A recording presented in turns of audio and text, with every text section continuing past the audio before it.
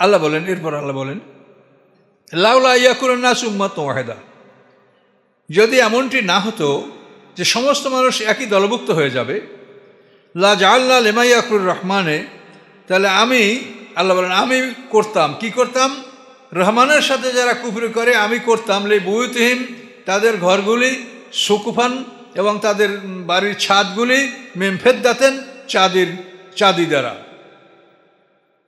ও মারিজা, এবং তাদের সিঁড়িগুলি, আলাহি আজহারুন, যে সিঁড়িগুলিতে তারা ওঠানামা করে, আরোহণ করে, ওয়ালি বুয়ুতিম আবওয়াবা, এবং তাদের ঘরের যে দরজাগুলি, সুরুরান, এবং তাদের যে আসনগুলি, আলাহি আত্তাকিউন, যে আসনগুলির পাতে হেলান দিয়া বসে, এগুলি সব জুখরুফা, এগুলি আমি সব সোনার উপরে করে দিতাম। কি না হলে, যদি এমনটি না হতো যে সমস্ত মানুষ কাফের হয়ে যাবে, এটা যদি না হতো, তাহলে আল্লাহ বলছেন রহমানের সাথে যারা কুফরি করে তাদের ঘরের ছাদ আমি চাঁদি দিয়া করে দিতাম, এবং তাদের আরোহণ করার সিঁড়িটা যেটাও তারা আরোহণ করে, তাদের ঘরের দরজাগুলি, তাদের আসনগুলি যার উপরে হেলান দিয়া বসে, জুকরুবাইগুলি আমি সব সোনার উপর দিয়া করে দিতাম। তার কারণ এই অবিশ্বাসীরা মরার পরে কিছু পাবে না, তারা এই দুনিয়ায় 1-1.5 ঘন্টার মেহমান, কাজে ভালো করে খাইয়ে তারপর ওখানে যা। এই জন্য আল্লাহ বলেন, মনে যারা ভালো করে খাক, আমি দেই, আরো দিই, আরো দিয়ে খাইয়া তারপর মর। কিন্তু আল্লাহ বলেন, আমি এটা দিতে চাইলেও এবার এভাবেই দেই না, বরং কিছুটা নিয়ন্ত্রণে রেখে দেই। এভাবে আমি দিলে সমস্ত মানুষ কাফের হয়ে যাবে, কেউ মুমিন থাকবে না, এরকম সম্ভাবনা আছে। এই জন্য মানুষ তো কম জ্ঞানের অধিকারী, ধৈর্য কম মানুষের মধ্যে, এজন্য আল্লাহ বলছেন, তা না হলে আমি সবাইকে, কাফেরদের বাড়িঘর আমি এরকম সোনার রূপা দিয়া আমি করে দিতাম। আল্লাহ ওয়ানকুল্লু যালিকা লাম্মা মাতাল হায়াত দুনিয়া, এবং নিশ্চয়ই এই সব কিছু দুনিয়ার ভোগবিলাস, বাড়িঘর, সিঁড়ি, ছাদ, আসবাবপত্র যদি সোনার উপর করা হয়, এগুলি কি মাতাউল হায়াতের দুনিয়া, দুনিয়ার জীবনের ভোগবিলাস। এটা দুনিয়ার পরে এটা কোনো কাজে আসবে না। কিন্তু ওয়াল আখিরাতু ইনদা রাব্বিকাল মুত্তাকিন, পরকাল হচ্ছে তোমার রবের কাছে মুত্তাকিনদের জন্য, মুত্তাকিনরা পরকাল পাবে, এবং সেখানের বাড়িঘর আসবাবপত্র এসে যে অনেক উন্নত মানের, সে বাড়িঘর আমাদের জন্য, মুত্তাকিনদের জন্য আল্লাহ প্রস্তুত রেখেছেন। আল্লাহর যারা চাকুরি করবে তাদেরকে আল্লাহ 60টা গ্রেডে এই কলোনিগুলো দান করবেন। আল্লাহর চাকুরি করতে হবে, চাকুরি করার আমরা ওয়াদা করেছি আল্লাহর কাছে। ইন্না আরাজনাল আমানাত, আল্লাহ যখন এই আমানত আমাদের কাছে পেশ করেছেন, প্রথমে তো আকাশবিদ পাহাড়ের কাছে পেশ করেছে, তারা অস্বীকার করেছে। এরপর আদমকে সৃষ্টি করে যখন আদমের সামনে পেশ করেছে, আদম এই আমানত গ্রহণ করেছে। অর্থাৎ আমরা চাকরি নিয়েছি আল্লাহর চাকরি করব, সোনার বাড়ি ঘর পাবো, 8টা গ্রেডে জান্নাত পাবো। আর চাকরি না করলে পিটান খাইতে হবে। তুমি চাকরি নিলা কেন? নিশো তো চাকরি করবে না কেন? দায়িত্ব নিয়ে যদি দায়িত্ব পালন না করে তা আপনাদের ক্ষমা করবেন? ইমাম সাহেব এমামতি করে, যদি না আসে তা আপনার কেমন লাগবে? আমার ওয়াদা যে আপনি রাত্রে আসবেন, না আসলে আপনার কেমন লাগবে?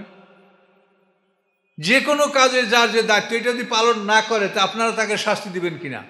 তা আল্লাহ বলেন, আমার থেকে তুমি চাকুরির ওয়াদা নিয়া চাকরি করবা না, কেন করবা না? তুমি নিলা কেন? তো না করলে তোমার জন্য এই দোজখের শাস্তি। কথা বুঝতে পারছেন? অনেকেই মনে করে যে আমাদেরকে আল্লাহ বানাই এরকম শাস্তি দেবে কেন? আমরা চাকরি নিলাম কেন? চাকরি না নিলে তো আমাদের জন্য এ ঝামেলা ছিল না। আকাশ পৃথিবী বলছে আমরা পারবো না, বাস খালাস, তাদের জন্য জান্নাত জাহান্নাম নাই। তুমি বলছো চাকরি করব, আল্লাহ বলছেন আমার চাকরি করো, আমি বড় পুরস্কার দেব।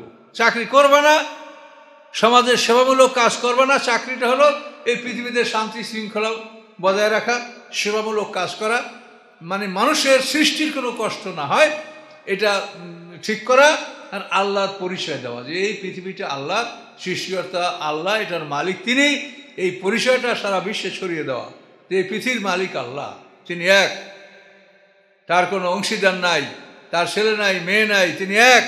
এই পরিচয়টা সারা বিশ্বে দিতে হবে এবং বিশ্বের সৃষ্টির শান্তি শৃঙ্খলা রক্ষা করতে হবে। এটা আমাদের কাজ। এই কাজের জন্য আল্লাহ আমাদেরকে নির্ধারণ করেছেন এবং আমরা আল্লাহর পক্ষ থেকে স্বেচ্ছায় চাকরিটা গ্রহণ করেছি। তা আল্লাহ বলেন, আল আখিরাতু ইনদা রাব্বিকাল মুত্তাকিন, পরকাল মুত্তাকিনদের জন্য। অমাইয়াশন যিকর রহমান নুকাইদ শয়তানান ফাহু লাহু করিন। আল্লাহর জিকির মানে কোরআন, রহমানের জিকির অর্থাৎ আল্লাহর কোরআন।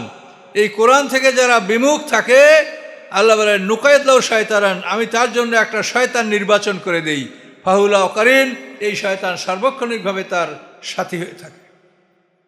কোরআনকে যারা ত্যাগ করেছে, কোরআনকে যারা বর্জন করেছে, জিকির মানে কোরআন, আর জিকির মানে আল্লাহর জিকিরও, কিন্তু জিকির মানে কোরআন, এইটাই অধিকাংশ ক্ষেত্রে ব্যবহৃত। এখানেও তাফসীরকার করেছে যে কোরআন ছেড়ে দিয়ে যারা বিপদে চলে, আল্লাহ তাদের জন্য একটা শয়তান নির্বাচন করে দেন। এই শয়তান হয় তার কারিন। কারিন মানে চিরসাথী, কখনো পৃথক হয় না।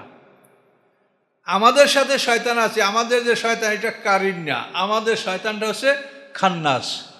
ওই যে খান্নাস পড়ছেন না সূরায়, যে পালিয়ে যায়, তা আমাদের শয়তান হলো ওয়াসওয়াসা দিয়ে আবার পালায়। আর এই শয়তান মানে আল্লাহর কোরআনকে যারা ছেড়ে দেয় তাদের শয়তান পালায় না, ওরা সবসময় সাথেই থাকে। আর হাসরের ময়দানে ও শয়তানেরও দুটাকে এক শিকলে আবদ্ধ করে আল্লাহ হাসরের ময়দানে তুলবে। কথা বলতে পারছেন? তাহলে শয়তানেরও দুই প্রকার, এক হলো কারিন শয়তান আর একটা হলো খান্নাস শয়তান। আর আমাদের সাথে ফেরেশতা থাকে, ও কারিন, একে কারিন বলা হয়। সূরা কাফের মধ্যে এটা দেখতে পাবেন, সূরা কাফ। তাহলে আল্লাহ বলেন এই শয়তানকে আমি স্থায়ীভাবে তার সাথী করে দিই, এই শয়তান তাকে পরিচালনা করে। তো এটা কোরআনকে ত্যাগ করলেও যেমন করে, আর আল্লাহর জিকির থেকে বিরত থাকলে তার উপরেও শয়তান ওরকম আসন গ্রহণ করে। আল্লাহর জিকির করলে শয়তান তখন দূরীভূত থাকে, দূরে থাকে, শয়তান তার উপরে আক্রমণ করতে পারে না। আল্লাহর স্মরণে থাকতে হবে। ওয়াইন্নাম রায় সুদ্দু মানে সাবিল, এই শয়তানের বন্ধুরা কি করে? মানুষকে আল্লাহর পথ থেকে ফিরিয়ে রাখে। ওয়াহসাবুন আন্নাহুম মুহতাদুন, এবং নিজেরা মনে করে যে তারা হেদায়েতের উপরে আসে। মানুষকে আল্লাহর পথ থেকে বিরত রাখে, ফিরিয়ে রাখে, আর ভাবে যে আমরা হেদায়েতের উপরে আসি। কথা বুঝতে পারছেন? যে যে দল করে সেই দলেই সবাই মানে চায় তার মানুষকে সেই দলে টানতে, অথচ তারা যে ভ্রান্ত এটা তারা বোঝে না। তারা নিজেকে হেদায়েতের উপরে আসে বলেই মনে করে। সব দলই তো চায় যে তার দলে লোক আসুক, তার দলে লোক বেশি হোক, কিন্তু আসলে কি এগুলা কোনোটাই সঠিক? বিভিন্ন দল আল্লাহর দ্বীনের জন্য কাজ করে, সিলেবাস ফলো করে না। মানুষের তৈরি করা সিলেবাস মানে আল্লাহ যে সিলেবাস বা আল্লাহ যেটা প্রচার করতে বলছে সেটা করে না। এটাই ম্যাক্সিমাম ক্ষেত্রে, এটাই ম্যাক্সিমাম ক্ষেত্রে নিজেদের পক্ষ থেকে মনমানি, নিজেদের বানানো একটা কর্মপন্থাকে এটার দিকে মানুষকে তারা ডাকছে, কিন্তু কোরআনের দিকে, আল্লাহর দিকে তারা সঠিকভাবে ডাকার ক্ষমতা রাখে না, বরং মানুষদেরকে তারা ফিরিয়ে রাখে। তারা ধারণা করে যে তারা হেদায়েতের উপরে আসে। আল্লাহ বলেন এভাবে করতে করতে হাত্তা যা আনা, যখন তারা আমার কাছে আসবে, কলা তখন বলবে ইয়া লাইতা বাইনি ওয়া বাইনাকা বুদাল মাশরিকাইন, যে শয়তান এবং আমার মধ্যে, হায় আফসোস আমার মধ্যে আর তোমার মধ্যে যদি দুই উদয়স্থল এবং অস্তস্থলের দূরত্বটা যদি হতো। মাশরিকাইন মাগরিবাইন, এই অনেক সময় মাশরিকাইন মানে উদয়স্থল, অস্ত দুটাকেই এক শব্দ দ্বারা বুঝানো, এটা আরবি ভাষার এরকম বিধান আছে। এখানে মাশরিকাইন মাগরিব এবং মাগরিব, মাশরিক এবং মাগরিব, উদয়স্থল এবং অস্তস্থল। সেই কিয়ামতের দিন যখন আল্লাহর কাছে যাব, তখন এই মানুষগুলি যাদের সাথী ছিল শয়তান বন্ধু, তারা বলবে যে হায় তোমার মধ্যে আর আমার মধ্যে মাশরিক মাগরিবের দূরত্ব যদি হতো, বজায় হতো, এখন আল্লাহ করে দিতেন। মাশরিক মাগরিবের দূরত্ব এতখানি যদি আমার থেকে দূরে থাকতে, তাহলে কতই না ভালো হতো। তুমি আমার সর্বনাশ করেছ। বেসাল কারিন, অতি নিকৃষ্ট তাদের এই সাথী। আল্লাহ ইয়ানফাকুমুল ইয়াওমা যালামতুম আন্নাকুম ফিল আযাবি মুশতারিকুন, আজকে তোমাদের কোনো উপকার হবে না। আজকে তোমরা আল্লাহর কাছে পৃথিবীতে ফেরত যাওয়ার কথা বলবে, আল্লাহ বলবেন আজকে কোনো উপকার তোমাদের হবে না। কেন? এ যালামতুম, যে তোমরা জুলুম করেছো। আজকে আন্নাকুম ফিল আযাবি মুশতারিকুন, আজকে তোমরা দুজনে একই শাস্তিতে অংশীদার হবে। ওই শয়তান এবং ওই মানুষ দুটাকে একসঙ্গে জাহান্নামে ঢুকাই দিবে, একই দোজখে ওই দুটা জ্বলবে। অনেক কথা বলার পরে এখন আল্লাহ বলেন আফান্তা তুসমু সুম্মা, হে রাসূল, আপনি কি বধিরকে শোনাতে পারবেন? বধির, ওর কানে নফসে মুতমাইন্নার সংযোগ নাই, কাজে ও বধির। আর তাদি লুমিয়া, আপনি কি অন্ধকে পথ দেখাতে পারবেন? কেমনে দেখাবেন? অন্ধ যদি পথ দেখাতে তাকে আপনি কেমনে পথ দেখাবেন? অর্থাৎ চোখের সাথে নফসে মুতমাইন্নার সংযোগ নাই, নফসে আম্মারার সাথে তার অঙ্গ প্রত্যঙ্গের সংযোগ, এই জন্য তাদেরকে আল্লাহ অন্ধ বলেছেন। অমান কানাফি দলাল মুবিন, এবং যারা স্পষ্ট ভুল পথে আছে তাদেরকে কি আপনি হেদায়েত দিতে পারবেন, পথ দেখাতে পারবেন? কখনোই না। ফাইম্মা নাজ হাবান্নাকা ফাইন্না নাজ হাবান্না বেকা ফাইন্না মিনহুম মুনতাকিবুন। আল্লাহ বলেন, যদি আমি আপনাকে তুলে নেই তো নিশ্চয়ই আমি তাদের থেকে প্রতিশোধ নিব। আল্লাহ বলছেন যে হে রাসূল, আপনাকে যদি আমি তুলে নেই, যেমন ঈসা আলাইহিস সালামকে তুলে নিয়েছেন আল্লাহ, তাহলে বলছেন আপনাকে যদি আমি এভাবে তুলে নেই তাহলে আমি নিশ্চয়ই তাদের থেকে আমি প্রতিশোধ গ্রহণ করব। যে আমার রসুলের সাথে বেয়াদবি করেছ, আমি তাকে তুলে নিতে বাধ্য হলাম, কেন? আমি তাদের থেকে প্রতিশোধ গ্রহণ করব। আল্লাহ আও নুরিয়ান্না কাল্লাযী ওয়াদনাহুম, অথবা আপনাকে আমি দেখাতে পারি যে আমি তাদের সাথে প্রতিশ্রুতি দিয়েছি, যে শাস্তি দেওয়ার প্রতিশ্রুতি আমি দিয়েছি, এটা আপনাকে দেখাতে পারি। ফাইন্না আলাইহিম মুক্তাদিরুন, আল্লাহ বলেন নিশ্চয়ই আমি তাদের উপরে ক্ষমতাবান, তাদেরকে আমি যা ইচ্ছে তাই করতে পারি। আর দেখাতে পারা তো দেখাইছেন মেরাজে নিয়ে, এই জাহান্নামীদের শাস্তিগুলো দেখাইছেন না এইভাবে। ওমর ইবনে লুহা যে আরবের সর্বপ্রথম পাথর মূর্তি আমদানি করছে, সে কীভাবে আল্লাহর আগুনে জ্বলছে। তারপরে কেদার যে সালেহ আসলামের উঠের পা কেটেছিল, সে কীভাবে আগুনে জ্বলছে। জেনাকারীদেরকে কীভাবে শাস্তি দেওয়া হচ্ছে। সুদখোররা কীভাবে নদীর মধ্যে তারা হাবুডুবু খাচ্ছে, পাথর মেরে তাদেরকে মাথা ঘুরে করে দেওয়া হচ্ছে, ছিটকে যাচ্ছে নদীর মাঝে। এই সব দৃশ্য আল্লাহ তার রাসূলকে দেখিয়েছেন। আলেমদেরকে মাথা ঘুরে করা হচ্ছে, যে আলেমরা এলেম শিক্ষা করার পরে শুধু ঘুমাইছে আর বেতন আসবে কবে এইটা হিসাব করে, মাস কয়দিন বাকি আছে, বেতন আসবে কবে, এছাড়া আর কোনো চিন্তা নেই। মানুষকে হেদায়েত দান করা, মানুষকে নসিহত করা, আল্লাহর দিন প্রতিষ্ঠা করা, দিনের ব্যাপারে কথা বলা, এগুলি যারা করে নাই, অলস আলেম, এদের মাথা ঘুরে করবে। এটা আল্লাহ রাসূল সব দেখেছে। পাথর এমন জোরে মাথায় মারবে ফেরেশতায়, মাথাটা একেবারে মগজ সব ছটকে যাবে, পাথরটাও দূরে ছটকে যাবে। ওই ফেরেশতা হেঁটে যায় পাথরটা নিয়ে আসবে, আনতে ওর মাথা ভালো হয়ে যাবে, আবার মারবে। এভাবে তাকে মারতেই থাকবে। কোন আলেম? যে আলেম তার ব্রেনকে কাজে লাগায়নি, দিনের পথে তার মস্তিষ্ককে ব্যয় করে নাই। আমরা আলেমরা কি করছি? দাওয়াত করলে একজনের 50,000 লাখ টাকা না হইলে আমরা দাওয়াত স্বীকার করছি না। হ্যাঁ, অথচ আমাদের তো এটা দায়িত্ব, ফরজ। সাধারণ নিয়ম হলো আমাদের দায়িত্ব আমরা পালন করব, আপনাদের দায়িত্ব আপনারা পালন করবেন। আমরা কোনো জায়গায় যদি দাওয়াতে যাই তা এটা আমাদের কাছে আমরা যাব, আর আপনাদের কাজ হলো একটা মানুষকে যথাযথ সম্মান করা এবং যাতে সে সঠিকভাবে চলাফেরা করতে পারে আর ব্যবস্থা করা। এই তো স্বাভাবিক নিয়ম। কিন্তু তা না, 50,000 60,000। এই যে আমার ভেরিফেরা হুজুরি বলেন যে এক ইমাম না একটা শিক্ষক একজন বক্তার দাওয়াত করছে, 60,000 টাকা দিতে হবে। সেই স্টেজে ওঠার আগে সব টাকা নিছে, আমাকে দেন নিয়ে এখন স্টেজে সে কোনো কথাই বলতে পারে না, যে মানুষের কাছে গ্রহণযোগ্য কথাই বলতে পারে না। এখন মানুষেরা তাকে বিভিন্ন প্রশ্ন, নানা রকম ধিক্কার, শেষ পর্যন্ত সেই লোকটা হার্ট ফেল করে মারা গেছে।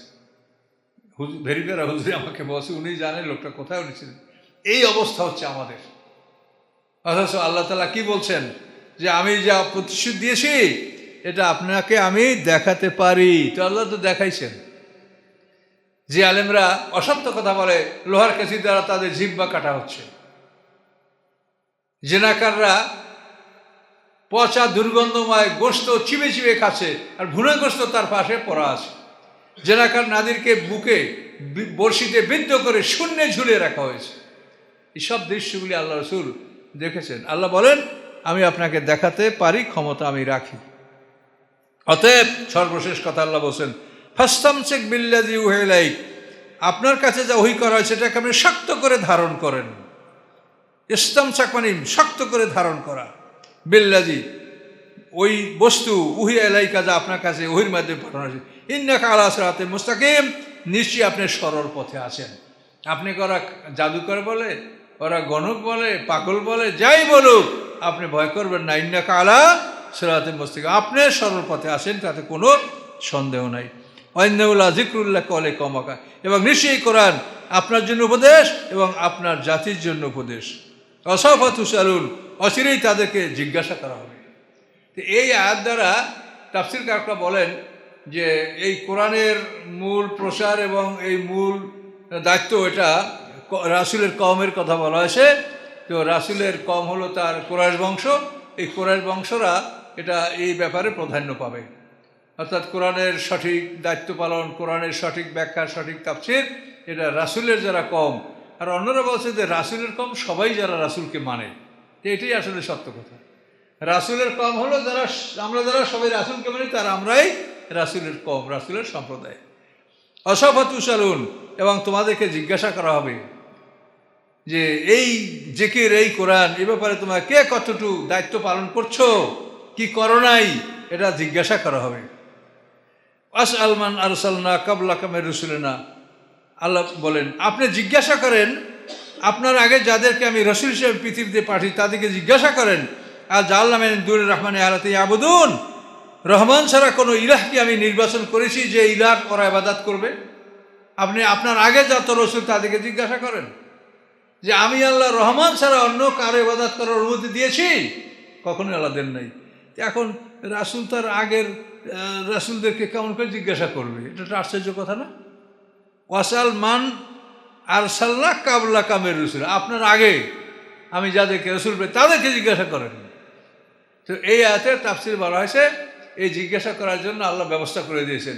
মেরাজ রাতে আল্লাহ রসুল বাইতুল মুকাদ্দাস গেছেন, জিবরিল আমিন আজান দিয়েছে, সমস্ত রসুলরা নবীরা হাজির হয়েছেন, এরপর জিবরিল আমিন ইকামত দিয়েছেন আর রসুলকে ইমামতির জন্য সামনে দিয়েছেন। আর রসুল 2 রাকাত নামাজ আদায় করেছেন। নামাজ আদায় করার পরে তার পিছনে 4 কাতার রাসূল, 3 কাতার নবী, এবং আল্লাহ রসুলের পিছনে বরাবর ছিল ইব্রাহিম আলাইহিস সালাম, তারপরে মুসা আলাইহিস সালাম এবং অন্যান্য নবী রসুলরা ছিলেন।